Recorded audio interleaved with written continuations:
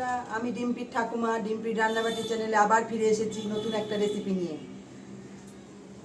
আজ আমি আপনাদের দেখাবো সর্ষে দিয়ে শাপলা চিংড়ি। তার জন্য নিয়েছি শাপলা চিংড়ি মাছ, দুটো চেরা কাঁচা লঙ্কা, সর্ষে আর কাঁচা লঙ্কায় বেটেছি, সর্ষের তেল, নুন হলুদ আর চিনি। তবুও শাপলার যে কষটা থাকে তাই সেটা ছাড়ানোর জন্য একটু নুন শাপলায় দিয়ে দিচ্ছি, দিয়ে শাপলাটা একটু চটকে ধুয়ে নেব।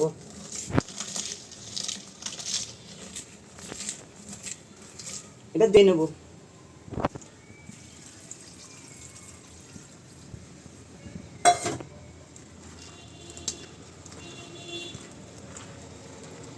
জল দিয়ে ভালো করে ধুয়ে নিলাম, তাহলে নুনটা চলে গেল,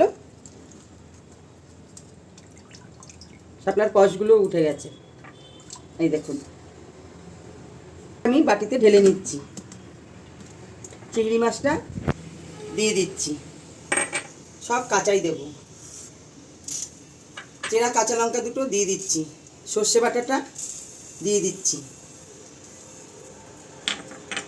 পরিমাণ মতো নুন দিয়ে দিচ্ছি, হলুদ দিয়ে দিচ্ছি, স্বাদের জন্য একটু চিনি দিয়ে দিচ্ছি। এবার সর্ষের তেল দিয়ে ভালো করে মেখে নেব। এবার সর্ষের তেলটা দিয়ে ভালো করে মাখছি, দেখুন এইভাবে ভালো করে মেখে নিতে হবে।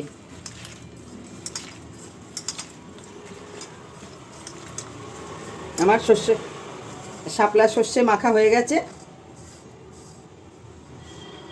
গরম হয়ে গেছে।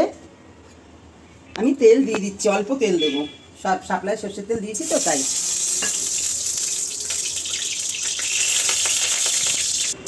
বন্ধুরা, জিটি রোডের পাশেই আমার বাড়ি, গাড়ি ঘোড়ার শব্দ আপনারা একটু অর্ধেক শুনতেই পাবেন, দোকান পাশার আছে, একটু অর্ধেক গানও শুনতে পারেন কখনো। কড়াইতে এবার আমার শাপলা চিংড়ি মাছ সর্ষে বাটা দিয়ে মাখাটা দিয়ে দিচ্ছি।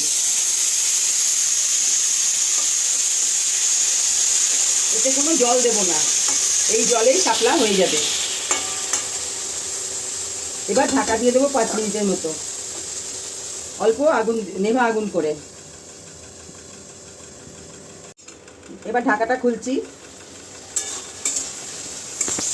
শাপলা চিংড়ি দিয়ে সর্ষে বাটা হয়ে গেছে। এবার একটু কাঁচা তেল দেবো স্বাদ আসার জন্য। দেখুন কত সুন্দর লাগছে দেখতে, যেরকম সুন্দর দেখাচ্ছে সেরকম খেতেও ভালো লাগবে, খুব স্বাদ, আপনারা করে খাবেন। এবার আমি অন্য পাত্রে নামিয়ে নিচ্ছি।